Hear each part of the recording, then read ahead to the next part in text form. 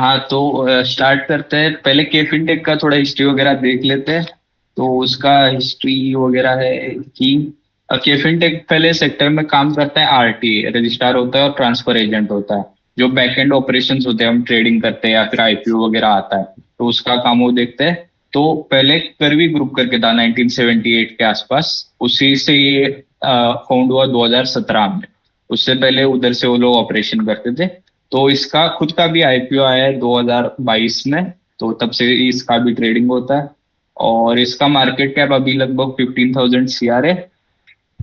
ठीक है, तो अब आते हैं पहले। हाँ, ये लोग 5 सेक्टर्स में काम करते हैं, रेवेन्यू की स्ट्रीम्स इनके 5 है पहले। तो सबसे पहले तो डोमेस्टिक म्यूचुअल फंड्स जो होते हैं, उन्हें ये लोग सर्विस देते हैं। तो कोई तो और आ रहा है हमारा संकेत। हेलो भैया। हाय। संकेत अन्ना। हाँ, तीनों आना आगे।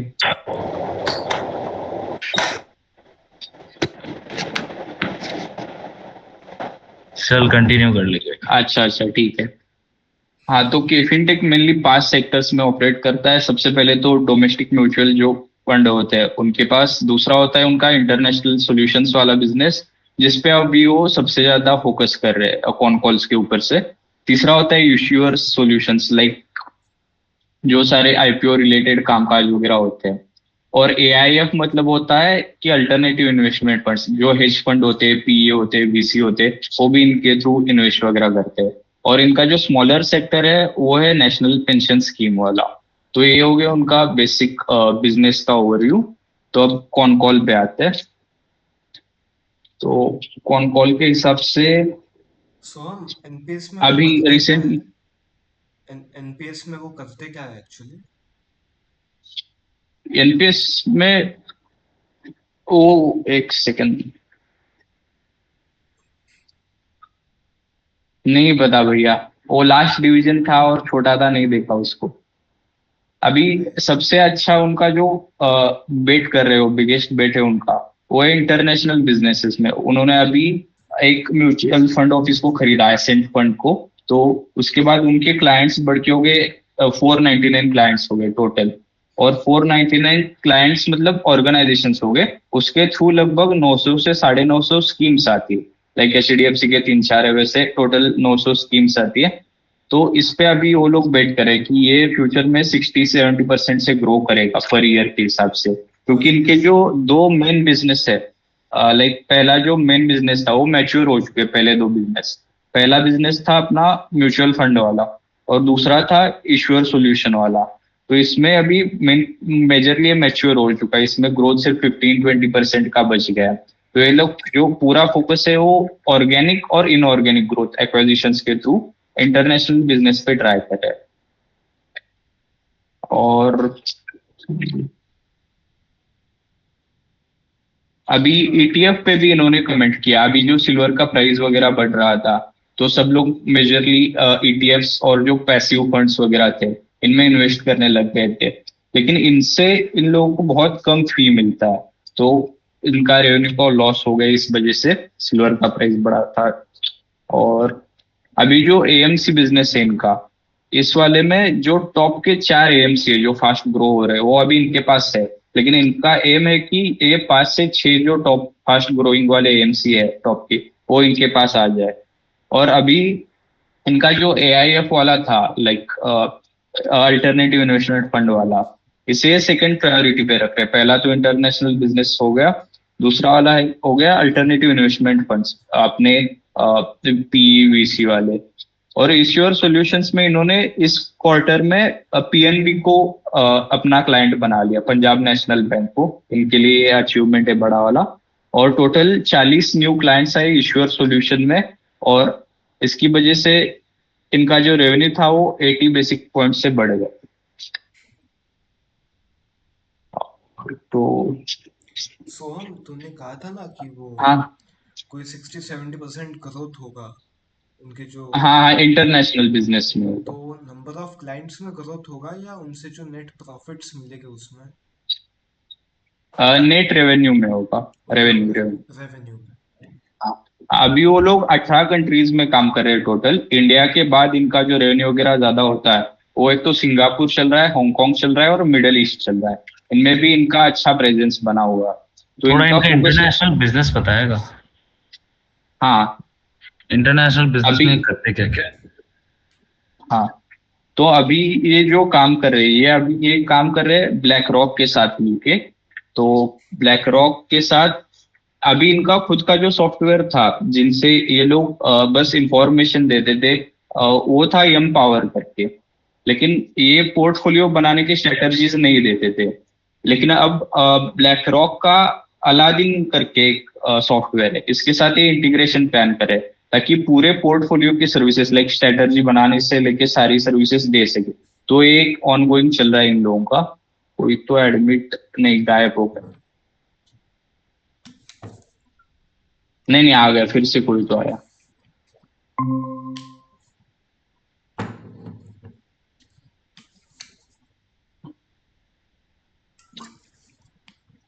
मतलब ये पूरा सर्विसेज से देते हैं। हाँ सर्विसेज देते हैं, बट इंडिया से ज्यादा ये लोग अभी बाहर फोकस कर रहे हैं और ब्लैक रॉक के साथ एक काम कर रहे हैं ताकि ये लोग पूरा एंड टू एंड स्ट्रेटजी बना के दे सके। ओके। लेकिन स्टॉक तो पूरा पीटा है पिछले एक साल में इनका। कोई तो बात अभी ये ट्राई करेंगे कि इंटरनेशनल में बड़े, बाकी इंडिया का सेक्टर तो मैच्योर हो गया इन लोगों के लिए। ठीक, इसका रीजन तो समझा कि इसका रीजन क्या था? जैसे इसका अपने एक पास रीजन तो ये है कि अभी जो ईटीएफ्स ज्यादा चल रहे हैं, कि लोग सिल्वर ईटीएफ्स वगैरह में पैसा डाल रहे हैं, तो ये कम मार्जिन देते हैं। लाइक हम भी ईटीएफ लेते हैं तो हमें कम चार्ज देना पड़ता है, बाकी एक्टिव फंड्स पे ज्यादा चार्ज देना पड़ता है। तो इससा अ, फिर हम कम चार्ज दे रहे हैं उनको, फिर ईटीएफ्स भी कम चार्ज दे रहे हैं इन लोगों को, केफिन वालों को। तो एक तो ये रीजन हो गया, और दूसरा हो गया कि ऑलरेडी इनका मार्केट शेयर अच्छा खासा है। लाइक एक सेकेंड, एएमसी में अभी टॉप के 10 में से 4 इनके पास है। और ऑलरेडी मैच्योर हो चुका है, ये लोग 6 तक जा सकते हैं ज्यादा से ज्यादा। और दूसरा कैंप्स भी इनके साथ कंपटीशन में खड़ा है अभी। तो ये फोकस बाहर ज्यादा कर। पर ये भी बताना कि इनका मार्केट शेयर डिवीजन कैसा है कैम्स और केपन के अंदर? नहीं नहीं, कैंप्स का नहीं देखा भैया। मतलब इन्होंने अपनी कॉन कॉल में कहीं तो बताया होगा कि इनका मार्केट शेयर कितना है अप्रोक्स? नहीं, कौन कॉल में नहीं था, बट इसका है। मैंने उनका इन्वेस्टर प्रेजेंटेशन देखा था।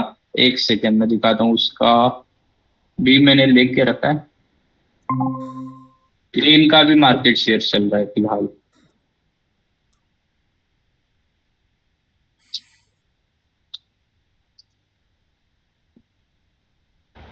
भाई ये रेवेन्यू नहीं नहीं, देखो। रेवेन्यू का शेयर है, सॉरी गलत आ गया, मार्केट शेयर वाला।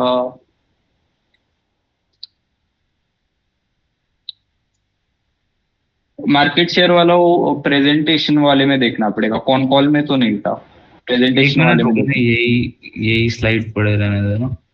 हाँ हाँ, बस मेरे को ये लास्ट के दो पता नहीं चले क्या है, जीबीएस और ओपी क्या है, आपको पता है? रुको देखता हूँ मोबाइल पे। जीबीएस,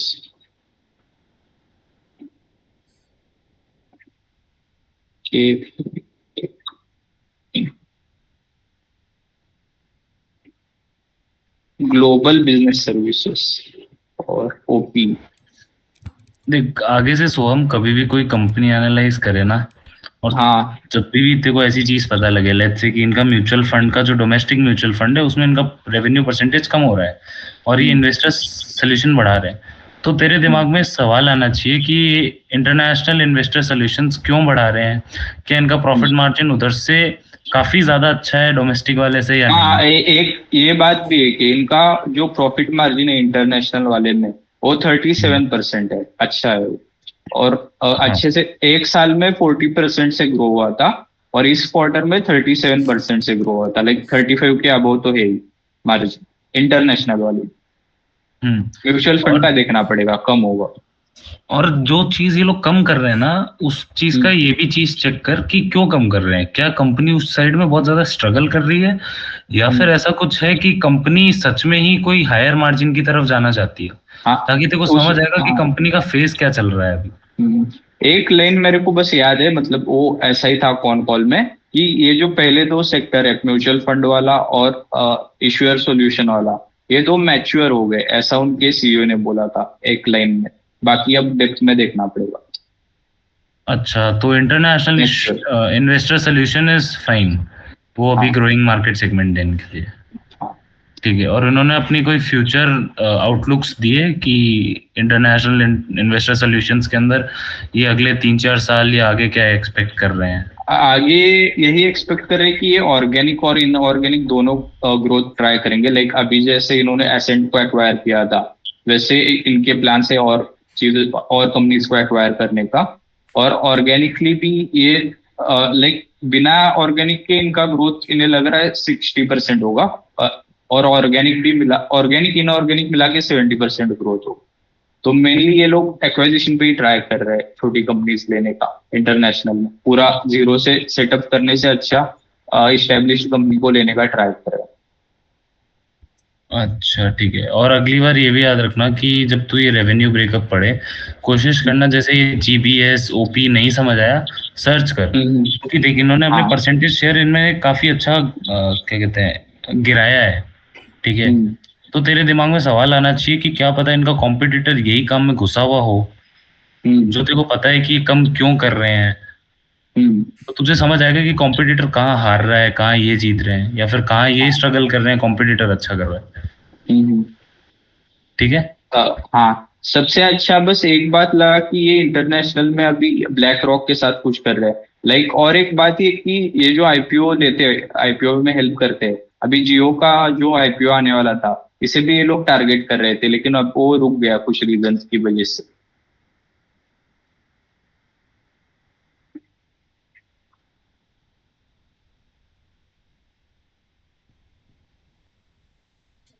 और अभी जब इनका ब्लैक रॉक के साथ वाला जो चल रहा है इंटीग्रेशन, ब्लैक रॉक का अलादीन और इनका एम्पावर सॉफ्टवेयर, ये दोनों का जब इंटीग्रेशन खत्म हो जाएगा, तब ये लोग लार्ज ग्लोबल फंड्स को सर्विस दे पाएंगे एकदम अच्छे से। तो इनका जो कस्टमर है वो बहुत अच्छे से बढ़ेंगे।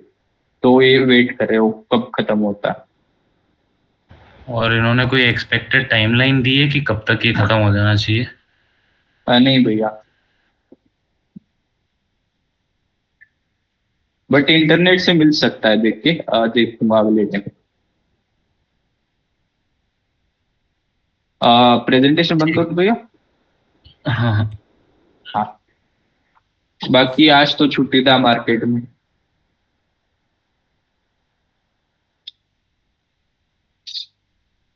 इतना ही था क्या? नहीं, हाँ भैया। कैश इतना ही था। हाँ भैया।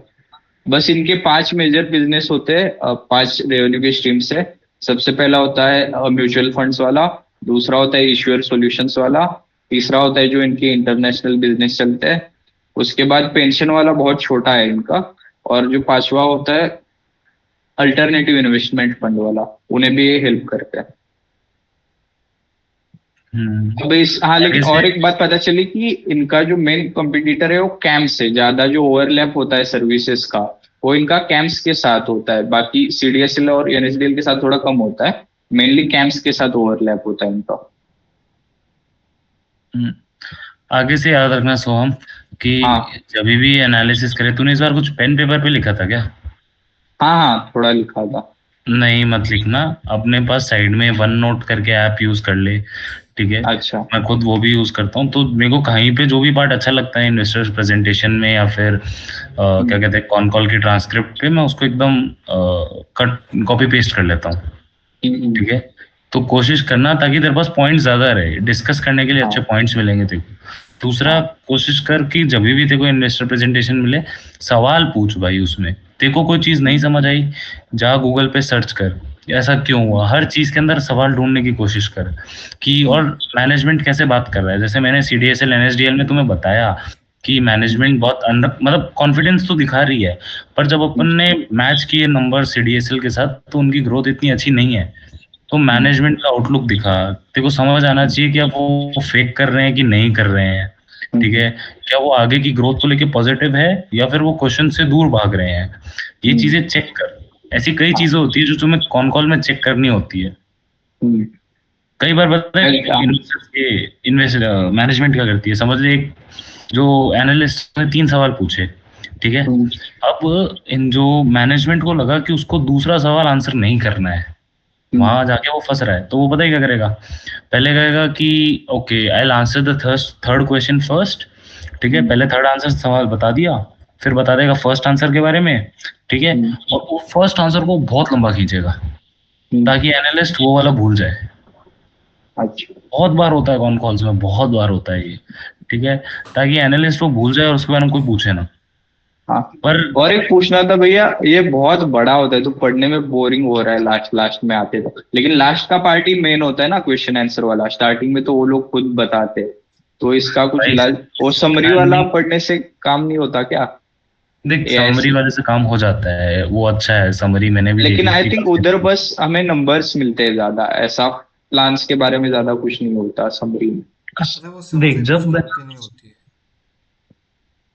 हम्म, समरी में कुछ मजा नहीं आता है एंड कुछ बिजनेस का पता भी नहीं चलता है।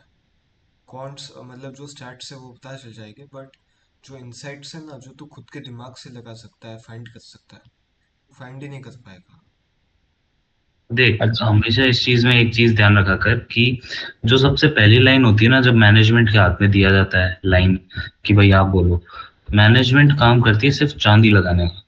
अपनी कुछ भी बात होगी भाई, तू खुद समझ, तेरी इन्वेस्ट तेरी खुद की कंपनी है, तू हमेशा उसके बारे में अच्छी चीज बताएगा, बुरी चीज छुपाने की कोशिश करेगा। तो वो सिर्फ चांदी चांदी वाली चीज, तो हमेशा उसको इतना डीपली मत पढ़। उसके अंदर कुछ उन्होंने नया किया है उसको डाल दे, कुछ अच्छा केपेक्स किया है, कुछ भी नया किया है उसको अच्छे से लिख ले अपने पास, बस हल्का सा ऊपर ऊपर से रीड करके। Now go to question and answers. Question and answer generally एक भैया, जनरली एक कॉन कॉल पूरा पढ़ने में कितना टाइम लगना चाहिए? 30 पेज का मेरे को रखोगे? भाई लगता है, मैंने अभी जो 3 कॉल पढ़े ना, और नियरली मतलब क्या कह सकता हूँ 1/3 डे उसी में गया है। उसके बाद उसको मेंटेन करना टाइम लगता है, और जिसमें तूने एक ही कॉल पढ़ी है हम्म। तो टाइम काफी लगता है। पर इट्स लाइक कि सारी मत पढ़, पर एक कोई इतना अच्छे से पढ़, जैसे जितनी भी मैं तुम्हें एक्सप्लेन किया हूँ एनएसडीएल सीडीएसएल वाली भी, उसमें मैंने सबसे पहली कॉल को बहुत डिटेल में पढ़ा था। उस एक कॉल से मुझे मेजर बिजनेस कहाँ से काम हो रहा है, कैसी मैनेजमेंट है, उसके बारे में सब कुछ पता लग गया। तो मुझे अगले कॉल में इतना ज्यादा ध्यान नहीं देना पड़ा कि उनका धंधा क्या है क्या नहीं है। तो एक कॉल से तुम सब एक्सट्रैक्ट कर लो, उसके बाद दूसरी तीसरी कॉल के सवाल जवाब पढ़ो कि क्या क्या हो रहा है क्या क्या नहीं हो रहा है, उससे तेरी स्पीड ज्यादा बढ़ेगी। और देखना मैनेजमेंट की बोलने की तरीका बहुत फर्क डालता है, बहुत फर्क डालता है। हम्म। इस चीज को ध्यान दे। कुछ सवाल ऐसे हो सकते हैं कि मतलब मैनेजमेंट अवॉइड करती है, कुछ सवालों के अंदर बताना कुछ होता है, बोल कुछ और देती है, बीजेपी वाले काम है, हमने ये किया था वो किया था। अरे भाई नहीं जानना, जो सवाल पूछे उसका जवाब दे। हम्म। तो ये हमेशा देखेगा स्मॉल कैप कंपनीज में ऐसी होती है मैनेजमेंट, बहुत ही गिनी चुनी कंपनी स्मॉल कैप कंपनीज की मैनेजमेंट बहुत क्लियर आंसर्स देती है। स्मॉल कैप भी नहीं कहूंगा, माइक्रो कैप कहूंगा। माइक्रो कैप पूरा कचरा करती है भाई अपनी कॉन कॉल से। उनको मतलब भाई देना ही होता है क्या हर एक कंपनी को कॉन कॉल? कंपलसरी नहीं है। इट्स नॉट मैंडेटरी, मैंडेटरी नहीं, अच्छा। पर साल का शायद एक देना होता है उनको फाइनल, ये mandatory I am not sure, but एक बार चेक कर लेना इसके बारे में। हम्म।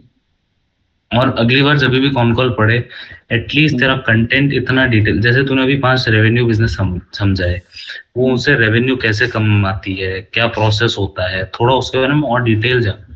हमें भी समझा कि उसका रेवेन्यू है, और जब एक कंपनी 25-25 हजार करोड़ का काम कर रही होगी ना भाई, वो सिर्फ 5 रेवेन्यू बिजनेस मॉडल्स पे नहीं टिकी होगी। मैंने सीडीएसएल के रेवेन्यू मॉडल्स भेजे थे 7, but I am very sure कि 7 से कई ज्यादा उनके रेवेन्यू मॉडल्स होंगे, पर उनका शेयर बहुत ही छोटा होगा, तो इतना नोटिसेबल नहीं है। ठीक है, 5 मॉडल से काफी ज्यादा होते हैं मॉडल्स, पर चेक करो कि किससे रेवेन्यू आ रहा है। कौन सा रेवेन्यू, क्योंकि इससे तेरे को बिजनेसेस भी पता चलते हैं कि और क्या क्या बिजनेस हो सकते हैं भाई। हाँ कई मतलब बिजनेस किस कौन चीज कोई का नहीं चार्ज करते कर करते सकते हैं क्या। लगता भाई मेरे को सच में नहीं पता था ई वोटिंग और एजीएम के चार्जेस ये सीडीएसएल करती है। तो ये सब चीजें चेक कर, देखो इससे अलग अलग बिजनेसेस के बारे में भी आइडिया मिलेगा। है। जी ठीक है, भैया। ये आगे से नोटिस करना। आज की मीटिंग तो अपन शॉर्ट ही रखते हैं थोड़ी। हम्म। और कल तुम्हारी कल के मैनेजर्स लिए मीटिंग, कोई अच्छा स्टॉक भैया। एक मैं तो कहूंगा के फिनटेक को और डिटेल में पढ़। हम्म। इट्स लाइक कि वो अभी तक ना मेरे को उतना मजा आया ना अमन को आया। हमें वो प्रॉपर रस चाहिए कि भाई क्या कौन कॉल पड़ी है। हम्म। अरे ठीक जान है, दे अब, के फिनटेक खुद ही पढ़ लेंगे हम। तू ये कर लेना कोई केबल पॉलीकैब का कर। पॉलीकैब में मजा है। मैं अभी कॉन कॉल पढ़ने का एक वीडियो देख रहा था यूट्यूब पे आज शाम को। उधर वो पार्थ सर का पॉलीकैब का ही वीडियो था शायद। पूरा अच्छा। मतलब पॉलीकैब का वो बता, मैंने स्टार्टिंग का थोड़ा देखा उनका। पॉलीकैब का ही बता रहे थे लाइक पहला पेज ऐसा। लाइक मैंने ज्यादा कॉन कॉल्स पढ़ी नहीं थी, आज मैंने पहली बार पूरा कॉन कॉल पढ़ा एक बार में। लाइक आज तक जो पढ़ा था मेनली नंबर्स देखे थे। और कॉन कॉल पे मैं एआई पे डाल के जस्ट कुछ नया प्लान इतना ही देखता था, पूरा ऐसा लाइन टू लाइन आज पहली बार पढ़ा था। अच्छा अच्छा ठीक है कोई नहीं। पर हाँ। कोशिश अब से ये कर, और दूसरा इन्वेस्टर प्रेजेंटेशन पे ज्यादा टाइम मत छोड़ना। हम्म। ठीक है, कंपनियों से बहुत चुतिया आती है। हम्म। सीधी सीधी बात है कि पढ़ो, सवाल जवाब कैसे दे रही है कंपनी। हाँ। ठीक है, देखो वो पढ़ के समझ आता था भाई सारा धंधा क्या है, क्यों पढ़ना है तेरे को इन्वेस्टर प्रेजेंटेशन। कुछ एक रेवेन्यू शेयर्स और ये सब चीजें अच्छी मिलती है, वो भले ही रख ले अपने पास। पर बाकी इतना मैटर नहीं करता। और हाँ। देख पार्थ वर्मा के कुछ एक वीडियोस है, जैसे अगर तेरे को पहले अगर इंडस्ट्री के बारे में जानना है तो हम्म। उसका वायर केबल्स की इंडस्ट्री के ऊपर पूरा एक वीडियो है, 40 मिनट्स का, 38 मिनट्स के आसपास का है। वो देख हम्म। सकता है। ठीक है, और उसके बाद तेरे को कैसे कॉन कॉल डिकोड करनी है, उसने उसके बारे में भी वीडियो है। हाँ बस। वही आज देख रहा था।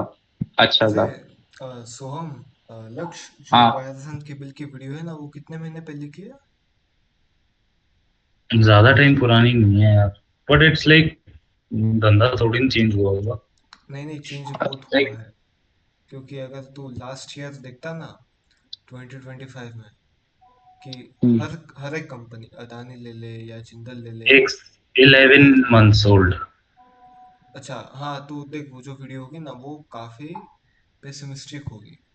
कि हर कंपनी उस टाइम इन्वेस्ट करते जा रही थी, हर कंपनी 3-4 हजार करोड़ इन्वेस्ट कर रही थी। तो प्राइस वॉर चालू हो गया था लगभग। बट अगर तू अभी देखेगा, तो हर केबल कंपनी के अच्छे प्रॉफिट्स आ रहे हैं। क्योंकि जो डिमांड है वो काफ़ी बढ़ गई है। एक तो तेरा सोलर पैनल की वजह से बहुत डिमांड बढ़ गई है। इंफ्रास्ट्रक्चर की वजह से बढ़ गई है। डेटा केबल्स की वजह से बढ़ गई है। वायर्स मतलब जो भी होता है ना, टेली कम्युनिकेशन, वो चीज़ है। तो देख हाँ ले और भाई। आई थिंक ये मेटल के प्राइसेस का भी इम्पैक्ट होता होगा उस पे। कॉपर तो बहुत बढ़ गया है। वो तो। हाँ। देख लेना तू कि को हम्म। रिलेशन क्या है मेटल्स में एंड वायर्स। लक्ष्य तो कुछ कह रहा था। मैं कह रहा था कि क्या कह रहे हैं, पता नहीं यार, मेरे दिमाग से निकल गया। मैं क्या कह रहा था कि तूने अभी कोई केबल्स की कंपनी में इन्वेस्ट किया? मैंने हम्म। नहीं। यार मेरे पास सबसे अच्छी अपॉर्चुनिटी थी यही केबल्स खरीदने की। Worst decision of my life भाई। अरे मैं एशियन पेंट्स में थोड़ा फंस गया था, इंडिगो में, इंडिगो पेंट्स में। तो उसके बाद मैं काफ़ी हम्म। कॉशियस था एफएमसीजी एंड केबल सेक्टर में। इसलिए मैंने फिर दोनों में ज़्यादा कुछ किया नहीं था।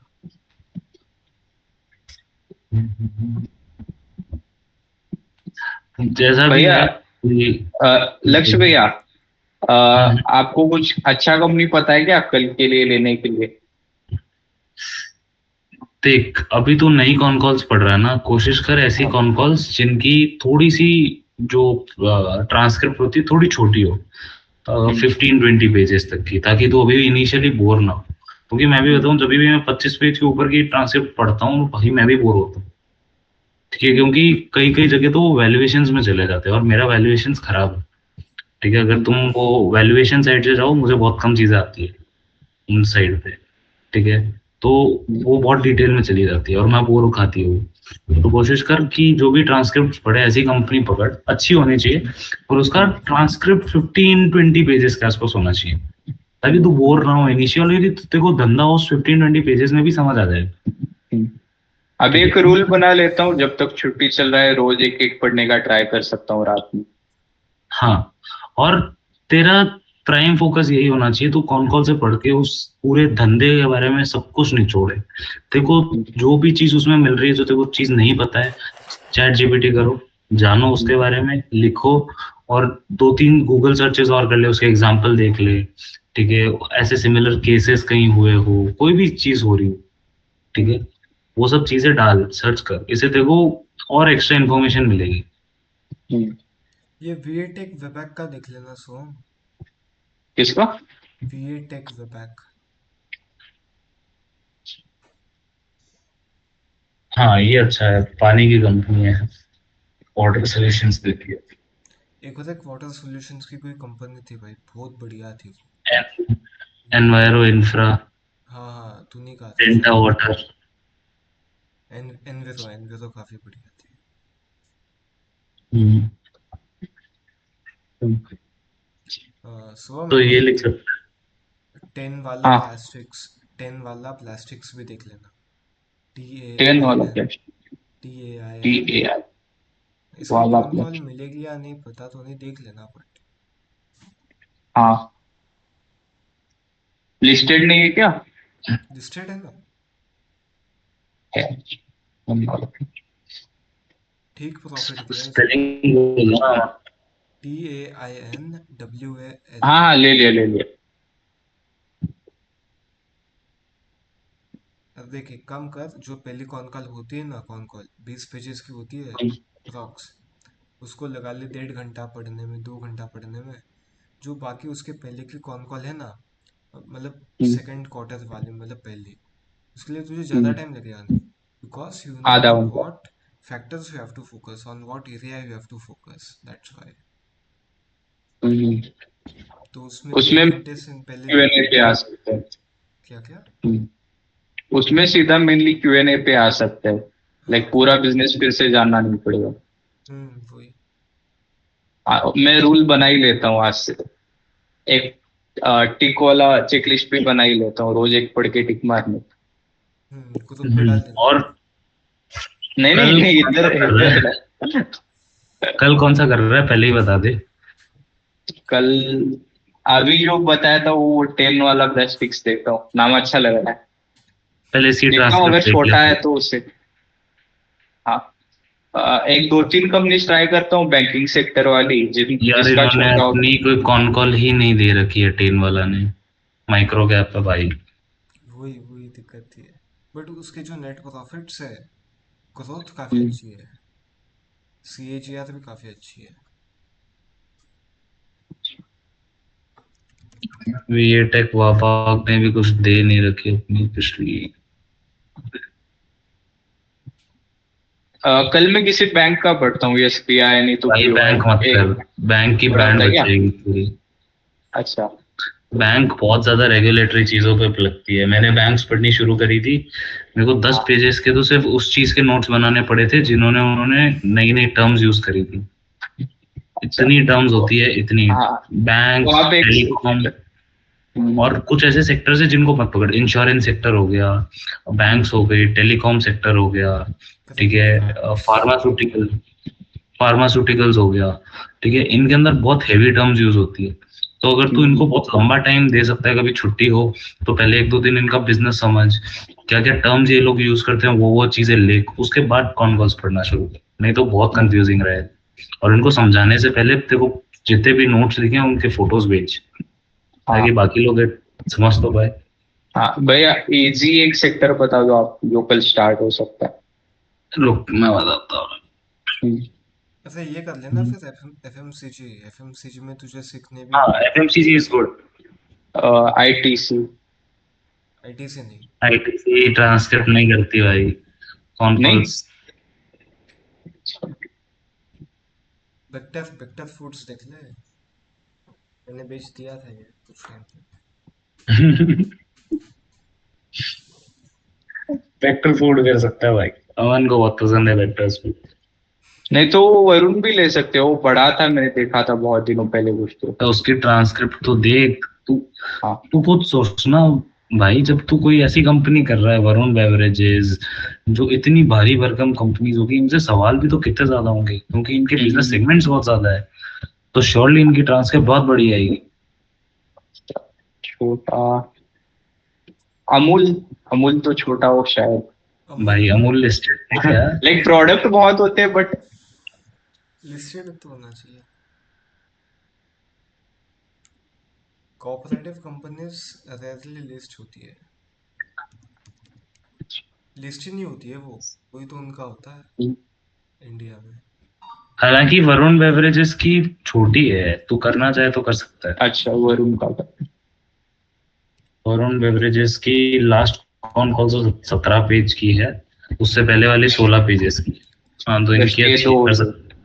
अरे बट वरुण बेवरेजेस का देखना तू लक्ष्य कि उसमें मोस्ट काफी अच्छी कंपनी, मोस्टली अच्छी चीजें होगी। बट वेक्टर फूड्स की हालत इतनी अच्छी नहीं है, तो उसके हाँ ये भी। रिस्ट्रिक्शंस ज्यादा अच्छे हो गए ना। कोशिश कर कि परसों उसका बेटर। करता हूँ। कल वरुण करता हूँ, परसों दूसरा वाला करता हूँ। ठीक है, कोई वरुण बात को नहीं। थोड़ा बहुत सुना तो है मैंने। वेक्टर वाला क्या होता है उसका? वेक्टर वाले इंग्लिश फूड ओवन उसकी हुआ, प्रोडक्ट्स देखेगा तो वो समझ आ जाएगा। अच्छा भैया। जो ब्रिटानिया के लिए बिस्किट्स बनाती है ना, वो है। हम्म। फिर उनके खुद के प्रीमियम ब्रांड्स है, लाइक इंग्लिश ओवन। फिर हम्म। दो तीन उनके अलग अलग ब्रांड्स है, प्रीमियमाइजेशन पे फोकस ज़्यादा कर जो रहे वो हैं। क्रीम क्रीमी का आता है, इनका ही है वो। क्रेमिका और क्रेमिका। अच्छा। हम्म, ठीक है नाम भैया, तो गुड मुझे। नाइट। Good night. चल ठीक है, गुड नाइट। गुड नाइट भाई। बाय। अरे लक्ष्य, ये सीडीएसएल का प्रॉफिट ग्रोथ क्या हो सकता है वो एक्सपेक्टेड? भाई मैंने देखो क्या कहा था उसकी लास्ट मीट पे, इन्होंने अपनी कोई फ्यूचरिस्टिक आउटलुक्स नहीं दिए तुझे हैं। तुझे क्या जब लगता है? भी देख, मेरे को ये एक्सपेक्टेशन। लगता है कि जब तक मार्केट सेगमेंट अच्छा नहीं होता ना, तब तक ये भी ग्रो नहीं करेंगे। इवन दो ये लोग काफी हद तक इन्होंने टेक्नोलॉजी में जो इन्वेस्ट किया है, वो इन्होंने कहा है कि अगले बूम के लिए हम पूरा अच्छे से तैयार है। ठीक है। जो कि एनएसडीएल ने अपने बताया था कि उन्होंने पिछली बार बहुत अंडर इन्वेस्टमेंट्स कर रखे थे, पर इस बार सीडीएसएल तो काफी सालों से तैयारी कर रहा है। तो आई एम एक्सपेक्टिंग गुड, एक बार मार्केट मूवमेंट अच्छा हो। पर मेरे दिमाग में ये भी है कि अभी तू देख, जनरली हर कंपनी में क्या होता है कि एफआईआई छोड़ती है और डीआई पकड़ती है। पर इधर क्या हो रहा है, एफआईआई भी छोड़ रही है, डीआई भी। ठीक है, वो मेरे लिए मेन कंसर्न। और पब्लिक के हाथ में नियरली 60% है भाई। तो मेरा सीधा साधा है कि ऐसी कंपनी में सिर्फ शॉर्ट टर्म रुको। हम्म। ठीक है, थोड़ा पैसा बनाओ और निकलो। शॉर्ट टर्म रुको, थोड़ा पैसा बनाओ और निकलो। लॉन्ग टर्म मत बैठे करो। तो इसीलिए अभी मैंने सीडीएसएल खरीदा भी है। तो मैं कोशिश कर रहा हूँ 30 40 50 रुपए के आसपास ऊपर पड़ेगा, मैं मोस्टली निकाल लूंगा। एक और एक चीज़ है ना कि मान ली कि अगर मार्केट अच्छी भी हो गई, तो इनके नए कस्टमर्स कितने ही बढ़ेंगे, मतलब तू ही सोच, इंडिया में डीमैट अकाउंट का ग्रोथ क्या होगा 2026 या 2027 में? I think single digit. Hmm. And single digit never ever justifies a P of 55 56। 30% का हम्म, ग्रोथ होता तो समझ सकते हैं कि 50 का पी है, बट इनका तो सिंगल डिजिट ही होगा। हम्म। पर यार, एट द सेम टाइम जो अपनी जनरेशन है वो ज्यादा इन्वेस्ट भी तो कर रही है। सब ज्यादा जल्दी से जल्दी सब आ रहे हैं मार्केट पे। तो वो भी तो फ्यूचरिस्टिक आउटलुक भी देख सकता है कि अभी भले ही स्लो डाउन करें, पर जिस हिसाब से अपनी कम्युनिटी चली, जैसे पुराने टाइम में तो क्या सब यही सोचते थे सट्टा बाजार है। पर एटलीस्ट जैसी पढ़ी लिखी जनता आएगी उसको ये तो लगेगा कि सट्टा बाजार तो नहीं है। भाई देख, लोग कमाते हैं महीने के 50,000 रुपए, 20,000 रेंट में देते, 10,000 खाने में देते, 10,000 दारू में देते, बचे हुए 10,000 जो है उसमें से 5,000 के जूते खरीदेगी, 5,000 रुपये डालेंगे स्टॉक मार्केट में, उससे कुछ नहीं इम्पैक्ट होगा। इन मोस्ट केसेस जो जो बचे हुए 5,000 है वो ईएमआई में चले जाएंगे या बंदी में चले जाएंगे। ट्रू। पर सीडीएसएल का उससे तो रेवेन्यू ही नहीं है ना भाई। सीडीएसएल का क्या रेवेन्यू है? डीमैट अकाउंट खुल गया, सीडीएसएल को मिलेगा पैसा क्योंकि केवाईसी हो चुकी है। ठीक है, हम्म। सीडीएसएल का बिजनेस तो उससे डिपेंड ही नहीं करता है। लोग जब भी समझ ले, अगर लोग ईएमआई भी करेंगे या फिर म्यूचुअल फंड भी करेंगे, क्योंकि जनरली क्या हो रही है, जनता अभी खुद से इन्वेस्ट ना करके म्यूचुअल फंड्स पकड़ रही है, और तू भी खुद भी जानता है, इवन दो मार्केट इतना पिटा है, रिटेल इन्वेस्टर्स ने काफी अच्छा इन्फ्लो दिया है पैसे का एसआईपीज में। ठीक है, वो तो है। तो दैट शोज कि may be this new generation is more into mutual funds. ठीक है, एक stable return, long term returns generate करना ज्यादा प्रेफर करती है देन शॉर्ट टर्म। एक होता है ना कि सीडीएसएल तो डिपॉजिटरी है इन द एंड, जो डिपॉजिटरी चार्जेस है वो तो नंबर ऑफ शेयर्स डिसाइडेड पे से भी प्रोपोर्शनल हो गया। अगर भले ही तुमने अकाउंट बना लिया बट अकाउंट में 10-20 हज़ार रुपये ही है, तो वो डिपॉजिटरी चार्जेस ज़्यादा थोड़ी ना मिलेंगे। हाँ वो भी है। और म्यूचुअल फंड्स के थोड़ आई डोंट थिंक कि वो डीपी चार्जेस आएंगे ऑब्वियसली, तो उसके तो मार्जिन फिर हम्म, कम हो गए। सही कह रहा है। फिर मेरे को भी यही है, मैंने भी अभी यही सोच रखा है, जैसे मैंने बाय किया था 1210 1220 के आसपास। मैंने सोच रखा है जैसे ही ये प्राइस क्रॉस कर देगा 1250 1260, मैं एक और निकालूंगा बहुत ही शॉर्ट टर्म प्रॉफिट बना के। थोड़ा मार्केट बूमिंग साइकिल के अंदर वापस आए तो वापस घुसना समझ आएगा, तब तक अपन को दिख भी जाएगा कि F I I D I इसका मूवमेंट कैसा है। HDFC AMC देखा है। और तू अभी देखेगा, पराग पारिक फ्लेक्सी कैप ने अच्छा खासा पैसा डाला है आईटी सेक्टर के अंदर, एचसीएल टेक, इन्फोसिस, और तेरे को पता है उसमें भी डाला है, क्या कहते हैं, महानगर गैस में। MNGL। मुझे समझ नहीं आया इतनी। ओ सॉरी, महानगर में नहीं डाला, इंद्रप्रस्थ में डाला है, इंद्रप्रस्थ। गैस कंपनीज काफ़ी अच्छा कर मुझे रही है समझ अभी। नहीं आई, पर why take a contrarian thinking right now? Gas companies की ना। हाँ, जबकि अभी तो गैस कंपनी की बची पड़ी है भाई। नहीं भाई भाई, नहीं नहीं नहीं, तू गलत समझ रहा है। गैस कंपनीज गैस नहीं बनाती है, वो मिड स्ट्रीम की कंपनीज हाँ, है, वो पाइपलाइन सेट डिस्ट्रीब्यूट करती करती है। है।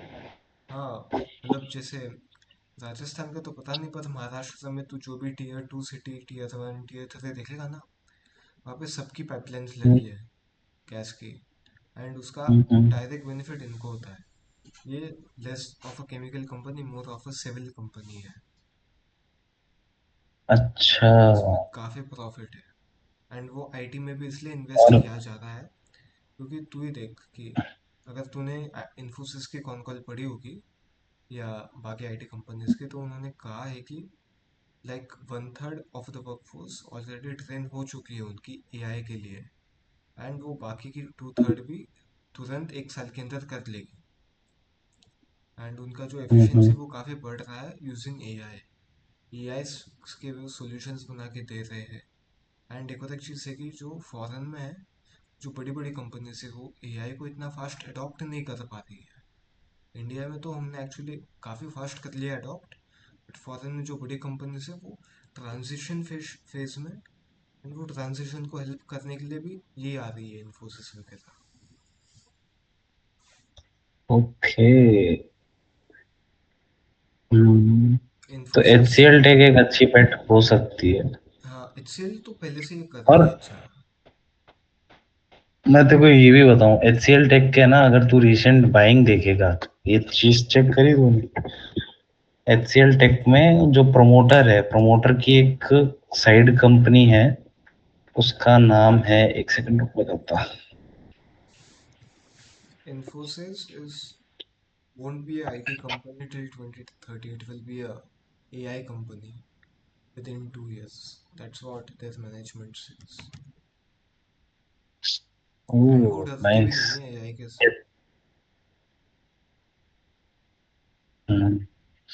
अभी है ना, इनकी एक एचसीएल टेक की एक प्राइवेट कंपनी है, वाम सुंदरी investment Delhi private limited.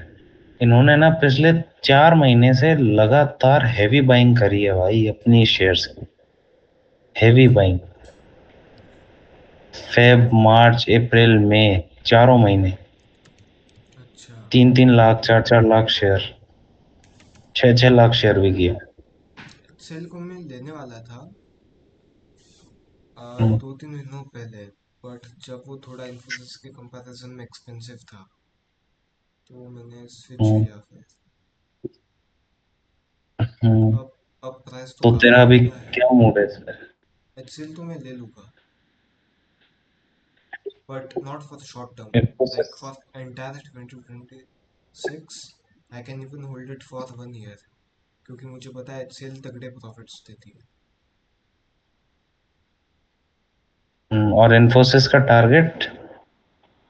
Infosys को एक्चुअली मैंने लिया नहीं, क्योंकि दो कंपनीज क्यों लूँ फिर मैं, अगर यू नो एक्सेल का ट्रैक रिकॉर्ड काफ़ी अच्छा था ना एआई में, तो मैं एक्सेल में ही पैसा डाल दूंगा।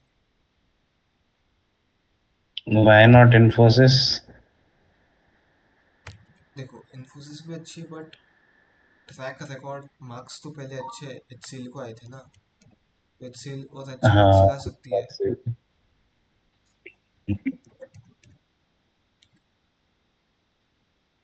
सही कह रहा। इन मैंने तो वो देखी यार, इन्हें वाम सुंदरी नाम से जो इनकी बहना कंपनी, वो अच्छा अक्वायर कर रही है लगातार। इन्होंने 4 महीने के अंदर नियरली अपने 15 लाख शेयर्स खरीदे हैं खुद के ही। बट तुझे ये पता है जो ये आईटी कंपनीज है ना, इनका एक साइकिल हम्म। चलता है, इन्फोसिस का स्पेशली। कैसे? देख तू, मतलब? इनका है ना, देख जो 2-3 साल के लिए स्टैग्नेंट रेवेन्यू होगा, तुरंत बढ़ेगा, 2-3 साल के लिए स्टैग्नेंट बढ़ेगा। ओके। इसका जो एग्जैक्ट लॉजिक है वो तो मैं कह नहीं सकता हूँ completely, बट हाँ थोड़ा हम सोच सकते हैं।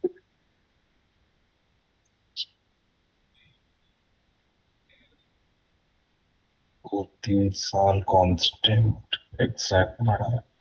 सही कह रहा है इन्फोसिस यार। इन्फोसिस का तो उतना कह नहीं सकते, बट हाँ टीसीएस का था शायद। टीसीएस, हाँ टीसीएस। टीसीएस में भी बाइंग करी है पराग पारिक। पर देखो पराग पारिक फ्लेक्सी कैप का एयूएम पता है क्या कितना है? कितना, 25-30 हजार होगा? 1.5 लाख करोड़। अच्छा, अबे, अंधा पैसा है भाई। फ्लेक्सी कैप में बाप है इन सब का, इतना ज्यादा? पराग पारिक। और इन्होंने अच्छा खासा एयूएम डाला है, कितना, नियरली 0.5% अपना एयूएम अभी शायद इंद्रप्रस्थ गैस में डाला है या फिर आईटी सेक्टर्स में डाला है, आई एम नॉट श्योर। और काफी अच्छा पैसा डाला। हम्म, वो भी है ना कि अभी ये एलपीजी एलएनजी के वजह से, एलपीजी के वजह से सब लोग पीएनजी के पास जा रहे हैं। पीएनजी। पीएनजी हाँ मतलब इन्होंने पाइप्ड पी नेचुरल गैस। हाँ, हाँ, वो पीएनजी ज्वेलर्स हाँ, रिलेटेड हाँ, है क्या? नहीं नहीं नहीं भाई, पीएनजी नेचुरल कौन सा था? Piped natural PNC gas. Infratech था ना? पीएनजी मतलब पाइप्ड नेचुरल गैस, कंपनी का नाम नहीं है। अच्छा। मेरे दिमाग में कंपनी कंपनी दौड़ रही। पीएनजी मतलब होता है पर मीथेन। इन्होंने अभी मीथेन एक तरह का इन्होंने रिसेंट में वेस्ट होता अपना, है, तब नहीं नहीं तू बोल उसके बाद बोलता। रिफाइनरी में मोस्टली मीथेन को हम फेंक देते हैं, क्योंकि उसका जो स्टोरेज होता है वो हम्म। डिफिकल्ट होता है, कैलोरीफिक वैल्यू भी कम होती है, तो मीथेन को खुद ही हम यूज़ कर लेते हैं, नहीं तो उसको फेंक ही देते हैं जला के। तो इसलिए फिर पीएनजी सस्ता पड़ता है, हम्म, क्योंकि हम वो मीथेन को यूज़ कर सकते हैं ना। ओके। also like अभी इन्होंने institutions है वो कर रहे थे। फ्लेक्सी कैप ने अभी अपना शेयर कम किया है पीएनसी इंफ्राटेक के अंदर, नहीं सॉरी पावर ग्रिड कॉर्पोरेशन के अंदर। ठीक है, ये भी ध्यान देना। और मैंने क्या चेक किया था भाई, अभी मैं बताता हूँ इंडिया के टेक इंडस्ट्री की हालत तक खराब है। अभी ईडलवाइज ने अपना टेक म्यूचुअल फंड में टेक्नोलॉजी फंड निकाला था, तो उन्होंने उसके बारे में काफी मार्केटिंग करी। तो इट्स लाइक जब मैंने उनकी कंपैरिजन देखे बाकी टेक फंड से, सारे टेक फंड की बैंड बजी पड़ी है, सब नेगेटिव रिटर्न्स। बट एक अकेला Edelweiss technology fund is in profits. ठीक है, 9% का सीएजीआर दिया इन्होंने, बाकी सब लॉस में है अभी। जब उनकी तू इक्विटी देखेगा ना, भरी पड़ी है यूएस स्टॉक से, इंडियन स्टॉक सारी बेचे इन्होंने।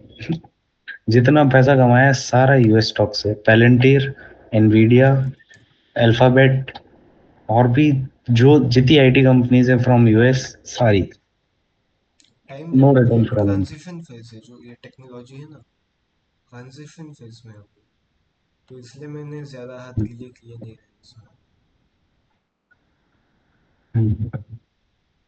ईजेडा अरे का सुनना, मैं पता तेरे है? को कल बात करते हैं यार, मैं जा रहा हूँ एक्चुअली अभी ठीक है, वापस। ओके।